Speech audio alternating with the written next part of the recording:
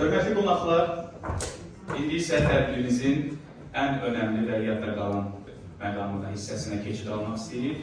Üzeyir Hacıbəyli mükafatının qaliblərinin tərtib olunması mərhələmiz başlayır artıq. Mükafatların təqdim olunması üçün mən xahiş edirəm Mədəniyyət Naziri cənab Arif Kərimli səhnəyə dəvət edək. Eyni zamanda Sahib müəllim, Qazim müəllim. Mən bizim qaliblərimizi təqdim etmək istəyirəm, icazənizlə.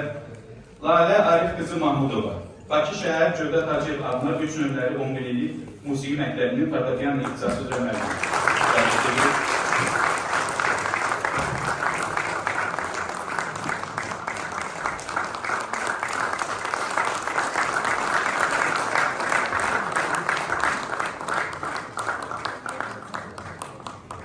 Xor dirijoru ixtisası üzrə qalibləri qeyd edirik.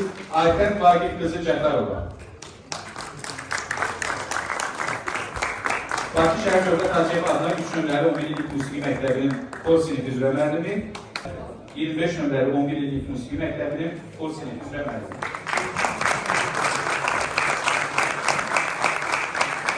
Dərimizin hər birinə ayrı-ayrılıqda təşkil edirik.